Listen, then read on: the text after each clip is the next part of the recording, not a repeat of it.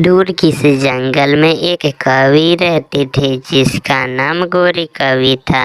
उसने एक अंडा दिया हुआ था जिस पर बैठना उसके लिए बड़ी समस्या थी, क्योंकि वो तो सारा सारा दिन आवारा फिरती थी। मेरे कालू कौवे पट्टी जी, मैं आज अपनी बहन से मिलने जा रही हूँ। आज का दिन आप अंडे की रक्षा कर लेना। ये सब छोड़ो, ये काम माओ का होता है। मुझे और भी हजारों काम हैं। हाँ हाँ, मुझे पता है जो आप सारा दिन काम करते हो।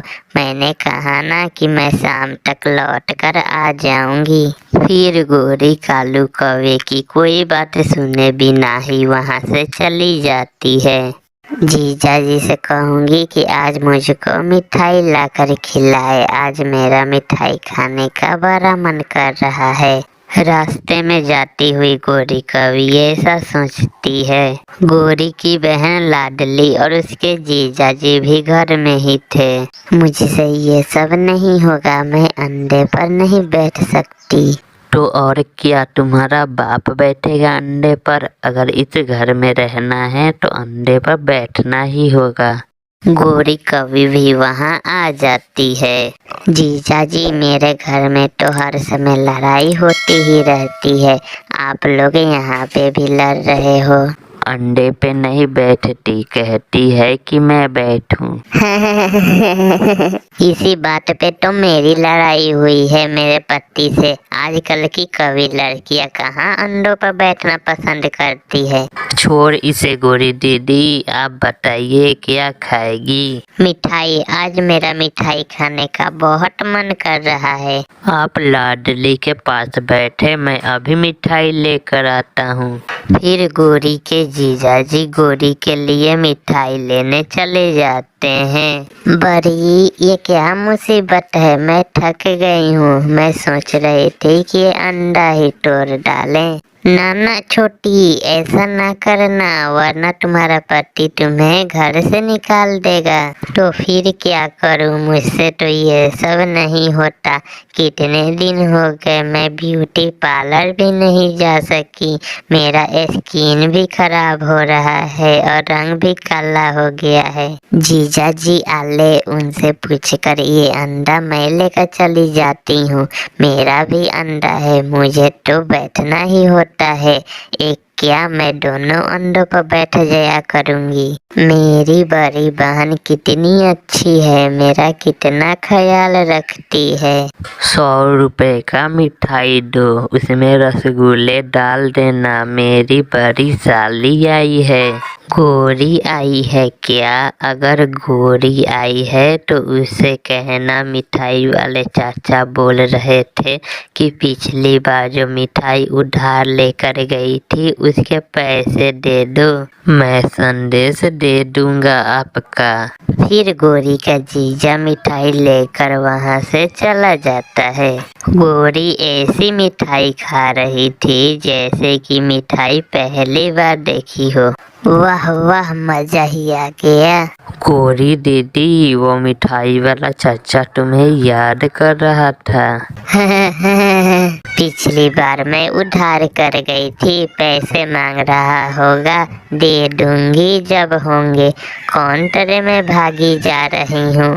पति जी, मैं अपना अंडा अपनी बहन को देने जा रही हूँ। हाँ, मैंने भी अंडा दिया हुआ है। मैं दोनों अंडों पे बैठ जाया करूँगी और जब अंडे से सुंदर सा बच्चा निकल जाएगा तो आप बच्चे ले जाना। ऐसा नहीं हो सकता, मैं अपना अंडा किसी और को नहीं दे सकता। मैं कोई गैर हूँ, सगी मासी हूँ इस अंडे की। और जीजा जी, मैं जिस अंडे पे बैठूँ उस अंडे से बेटा कौवा ही निकलता है। यह सुनकर गोरी के जीजा जी मान जाते हैं। अब मैं जाती हूँ। कालू आंखें फाड़ फाड़ कर राह देख रहा होगा। फिर गोरी कौवी अपनी बहन की अंडा लेकर वहाँ से चली जाती है। मैं थक गया हूँ, इतनी देर कर दी तुमने आने में। मैं पंख दबा दूंगी अपने कालू जी के। इतने प्यार से आज पहली बार बात की है गोरी तुमने, और ये अंडा क्या तुमने रास्ते में दिया था? नहीं कालू जी, ये अंडा मेरी बहन का है। वह मुझसे भी ज्यादा नखरे वाली है। वह अंडे पर नहीं बैठ रही थी, इसलिए मैं उसका अंडा यहाँ लाई। मैं दोनों अंडों पे बैठ जाया करूँगी। मैं किसी और का अंडा अपने घोंसले में नहीं रख सकता, इसे वापस कर कर आओ। मेरे कालू जी, अब मेरी बेइज्जती होगी मेरे जीजा जी के सामने। घोंसला छोटा है, 2 अंडे इस घोंसले में खराब हो जाएंगे। फिर ऐसा कहते हुए कालू कौवा घर से निकलता है। वह जा रहा था कि उसकी नजर टोंटे की घोंसले में पड़ती है, जिसमें 2 लाल रंग के अंडे पड़े थे। टोंटे के अंडे देखकर कालू को एक शैतानी आती है। वह फिर वापस घर चला जाता है। गोरी गोरी, मेरी बात ध्यान से सुनो। टोंटे की घोंसले में 2 अंडे हैं। हम तुम्हारी बहन का अंडा टोंटे की घोंसले में रख देते हैं। जब बच्चा बाहर निकलेगा तो हम तुम्हारी बहन का कौवा बच्चा टोंटो से वापस ले लेंगे। कालू जी, बात तो ठीक है। ऐसे में मुझे ज्यादा मेहनत नहीं करनी पड़ेगी और मेरी बहन का काम भी हो जाएगा। मुझे इस अंडे पे लाल रंग करना होगा, क्योंकि टोटो का अंडा लाल रंग का होता है। फिर कालू कौवा अंडे पर लाल रंग करता है और अंडे को उठाकर टोंटे की घोंसले की तरफ चला जाता है। टोंटा और टोंटी नदी से पानी पीने गए हुए थे। कौवा वो लाल रंग का अंडा टोंटे के लाल रंग के अंडों में रखकर वहां से चला जाता है। थोड़ी देर बाद टोंटा और टोंटी भी वापस आ जाते हैं। मिठू, मैंने तो 2 अंडे दिए थे रात को, फिर ये तीसरा अंडा कहाँ से आ गया? मुझे लग रहा है ये अंडा टिंको के नीचे होगा और हवा से बाहर आ गया। मैं बहुत खुश हूँ, हमारे 3 अंडे। फिर टोंटा और टोंटी उस लाल रंग के अंडे को अपना ही अंडा मानते थे। रात गुजर जाती है। गोरी कभी कभी खुद अंडों पर बैठती तो कभी कालू कौवा बैठता। टोंटा और टोंटी भी अपने अंडों की पूरी रक्षा कर रहे थे। एक सुबह टोंटे की अंडे फूटते हैं, जिनमें से 2 बच्चों का रंग हरा था मगर एक बच्चे का रंग काला था। मेरा बच्चा काला कैसे हो सकता है? टोंटी बहुत हैरान होती है। मुझे अब पता चला, ये अंडा किसी कौवे ने ही हमारे घोंसले में रखा है। हमारा 2 ही अंडा था। मगर मिठू, मुझे अपने अंडों से अब बच्चों से बहुत प्यार है। कौवा है या टोंटा, ये मेरा ही बच्चा है। मैं अब ये बच्चा किसी को नहीं दूंगी। ऊपर से गुजरता हुआ कालू कौवा भी देख लेता है कि अंडे से बच्चा निकल आया है। तो बच्चा निकल आया है अंडे से, अब मुझे कुछ करना होगा। कालू कौवा भी नदी पर मिठू के पास आता है। वे गिरने पर मेरा बच्चा तुम्हारे घोंसले में क्या कर रहा है? तुमने मेरा बच्चा चुराया है। झूठ न बोलो, मैंने ऐसा कुछ नहीं किया, बल्कि तुम मेरे घोंसले में खुद अंडा रख कर गए होगे।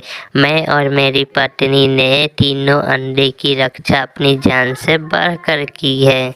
मैं अभी चिड़िया और कबूतर को साथ लेकर आता हूँ। अब वही बताएंगे कि काला कौवा का बच्चा तुम्हारे घोंसले में क्या कर रहा है। फिर कौवा वहाँ से चला जाता है। मिठू जल्दी से घर जाता है और काले कौवे के बच्चे पर हरा रंग कर देता है। अगर तुम अंडे रंग कर मेरे घोंसले में रख कर मुझे धोखा दे सकते हो तो मैं भी ये बच्चा तुम्हें किसी कीमत पर नहीं देंगे। वे कौवे हमेशा ऐसे ही करते हैं पति जी। कौवा भी चिड़िया, कबूतर और गोरी को साथ लेकर वहाँ पहुँच जाता है। मिठू भैया, कालू और गोरी हमें साथ लाए हैं कि आपने इनका बच्चा किडनैप किया है। कहाँ है हमारा कौवा बच्चा, कहाँ है? अभी अभी तो यहीं था। फिर मिठू चिड़िया की कान में सारी बात बता देता है। कालू भैया, हमें तो यहाँ कोई भी काला पक्षी नजर नहीं आ रहा। अगर कौवे के बच्चे हरे होते हैं तो तुम सच्चे हो। कालू जी, टोटे तो हमसे भी ज्यादा शैतान निकले। अब मैं अपनी बहन को क्या मुंह दिखाऊंगी। फिर कौवे वहाँ से चले जाते हैं। मिठू उस बच्चे को अपने बच्चे की तरह ही पालता है।